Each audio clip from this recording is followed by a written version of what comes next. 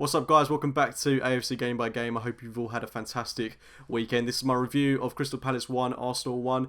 Bit of a weird game for me. I don't know if I've ever mentioned it on this channel before, but I've got quite a bit of an affiliation with Palace. I've done an awful lot of work with them over the course of 2019. So seeing Arsenal go there, having that affiliation from a personal point of view with Palace, it's yeah, a bit surreal, but it was great to see Arsenal go there and put in such a good performance in that first 35 minutes. But apart from that, again, a second half where we waned a little bit, seemed to conserve energy a bit more towards the end of that first half, allowed Palace to press on us a bit more, and then we went in the second half and got going again once we'd gone a goal down. I do feel like 1-1's a fair result, I've got to be honest, and I can't say I'm feeling too negative about the result. I know 1-1 away from home at an injury-stricken Palace is not the best result in the world, but you've got to have perspective about where we are at the minute as a football club. At home, we can put in some very good performances, as we saw in the game against Man United, as we saw in the first half against Chelsea, but away from home, this is a team that has threadbare confidence away from home. We're dreadful away from home,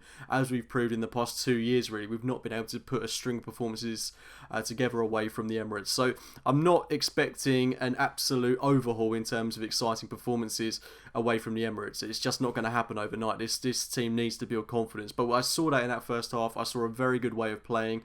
We looked very good in the transition, as Mikel Arteta said in his post-match interview. We looked very dynamic, very exciting to watch.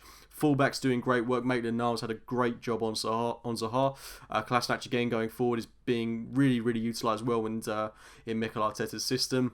Unfortunate goal to concede. I mean, Palace created very little. They had that chance cleared off the line from Socrates, who I thought was excellent in this game. I thought defensively we weren't too shabby, to be fair. I think Palace are a team that, I mean, notoriously they don't score a lot of goals at home. They also don't concede a lot of goals at home. It's the lowest scoring stadium in the Premier League, which tells you a lot about how Palace set up. So this was always going to be a tough game. Any side is going to go to Palace and struggle. That's a fact. So 1-1 is not a bad result. It's a building block. And I think, obviously, we want 3 points. We want to build on that fantastic result against Manchester United. But I think we've got to be playing, and as supporters, I think we've got to look at this from the perspective and the reality that top four is just, I think it's unachievable.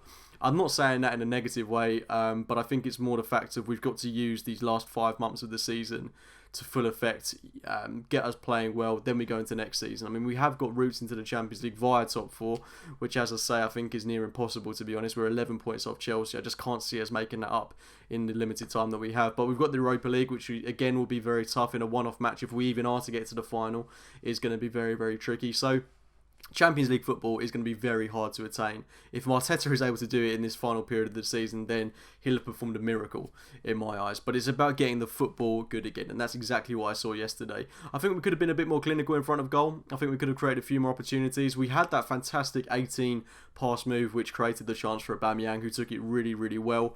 But we didn't really create much apart from that. We dominated the ball, dominated possession, had some slick transitions, but apart from that, we never tested Guaita. We had one shot, one goal, so we could have done more with the possession that we had, especially when we had Palace on the road. So we allowed them back into the game.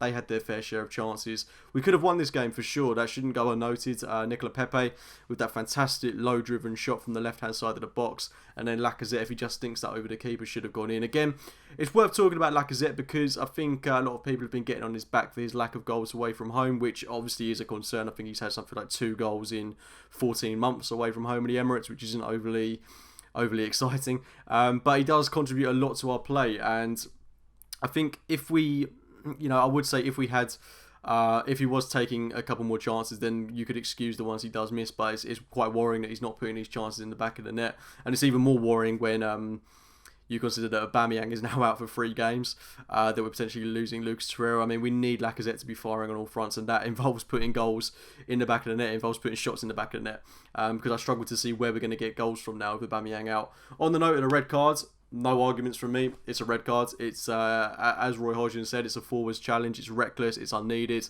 He does slip as he's going down, so I don't think he's a malicious player. I don't think it's intended. It's just a poor challenge and the deserved red card. But losing him for 3 games now is a blow, a massive blow, because as I say, he's our captain. I don't know where we're going to get goals from on the pitch. Lacazette isn't performing away from home in terms of goal contributions.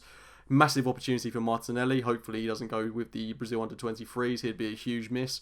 But we need Nelson to contribute, Saka, Pepe, Lacazette, Ozil, Xhaka, even Torreira. So I mean, talking on Torreira, I mean, him being out, the worst possible outcome that, apart from a loss in this game, is losing Aubameyang and Torreira, our two most important players. Hopefully Torreira is just precautionary because we need him for that game against Sheffield United. But losing Aubameyang is a big blow. It's a big blow because he'll miss the game now away from home at the Bridge. So yeah, that's the worst possible outcome we could have had in this game if it wasn't going to be a loss. But I think it's a good point. We've held on with 10 men for half an hour in that game. Palace barely threatened us after that point. Socrates looked very good. He's looked very good in the past couple of weeks, to be honest. A player that I've heavily criticised this season. Maitland-Niles looks excellent at the minute. Kolasinac looks excellent. Jack is looking really good. I think Ozil struggled in this game, to be honest. I think he had a bit of a tough time in the second half when Palace were putting us under the cosh a bit more, particularly in the latter stages of the first half as well, and was rightly substituted. It's a tough game away from home, and a point is a good point. It's a building block, and as I say, we've got to be realistic about where we are. We went into this game, Palace were ahead of us in the table, and we've ended it with them ahead of us in the table. We're not a top 4 team in a minute. That win against Man United shouldn't gloss over the fact that we are still in quite a messy situation, but we're getting there. We are getting there. There's a lot of positives to come out of this. If it wasn't for the David Luiz deflection, we'd have 3 points yesterday. If it wasn't for Leno's mistake against Chelsea, we could potentially have 3 points there. If Lacazette had been more clinical against Bournemouth, we'd have 3 points there. It's slow but steady progress, and that's what I'm enjoying. I'm enjoying watching Arsenal at the minute. That's the most important thing, and there's going to be a few results like that this season. That shouldn't go unnoted, but Arteta's doing some good stuff at Arsenal, and I'm feeling positive about the way we're playing. We're definitely seeing progression. We're definitely seeing a system being implemented. It took Klopp time, it took Guardiola time. It's going to take Arteta time. It's just the natural situation of how it is at the minute. But yeah, let's have a strong end to the season, guys. Anyway, I'm going to leave it on that. Please let me know your thoughts on the game in the comment box below. Drop a like on the video if you have enjoyed it. Subscribe to the channel if you're new. And as always, I'll speak to you very, very soon. See you later, guys.